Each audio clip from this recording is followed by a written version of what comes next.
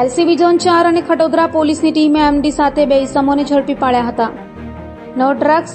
In Surat city અભિયાન Surat police ચલાવી રહી છે, ત્યારે લોકલ ક્રાઇમ બ્રાન્ચ ઝોન 4 અને ખટોદરા પોલીસની ટીમે સંયુક્ત ઓપરેશન પાર પાડી જૂની સબજેલની ગલીમાંથી સંદેશ પ્રેસની ગલીમાં વોચ રાખી ત્યાંથી તોસીફ ખાન, યુનુસ ખાન, બિસ્મિલ્લા ખાન અને અબ્દુલ રહેમાન અબ્દુલ મજીદ શેખને ઝડપી પાડી તેઓ પાસેથી એમડીનો જથ્થો તથા મોપેડ, મોબાઈલ ફોન અને રોકડ સહિત 1,50,000થી વધુની મત્તા કબજે લઈ તેઓ વિરુદ્ધ કાયદેસરની કાર્યવાહી હાથ ધરી હતી. સુરત શહેરમાં નો ડ્રગ્સ ઇન સુરત સિટીનું કેમ્પેનિંગ ચાલી રહેલ છે. સુરત શહેરના નવનિયુક્ત પોલીસ કમિશનર શ્રી ગેહલોત સાહેબની સૂચના મુજબ સુરતમાં જ્યાં પણ ડ્રગ્સ કે ડ્રગ્સ પેડલર કે ડ્રગ્સની કોઈ પણ ગેરકાયદેસરની જે પ્રવૃત્તિ થાય છે તે માટે વોચ કરવા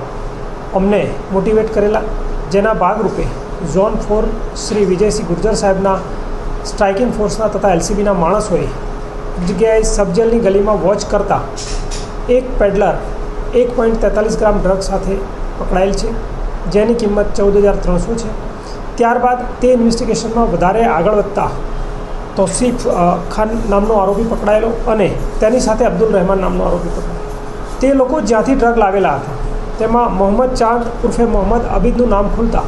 તેને પણ ગઈ રાતે પકડવામાં આવેલો હતો, જેમાં તેની પાસેથી 3.43 ગ્રામ એમડી પકડવામાં આવેલું, જેની બંનેની કુલ કિંમત અંદાજિત 50,000 રૂપિયા થાય છે. આ ઉપરાંત 4 મોબાઈલ, રોકડ તેમજ વ્હીકલને કબજે કરતા કુલ 2,37,690નો મુદ્દામાલ કબજે કરેલ છે અને એનડીપીએસ એક્ટ મુજબ પીઆઈ ખટોદરાએ આગળની તપાસ હાથ ધરેલ છે અને તેઓ વિરુદ્ધ કાયદેસરની કાર્યવાહી કરવામાં આવેલ છે.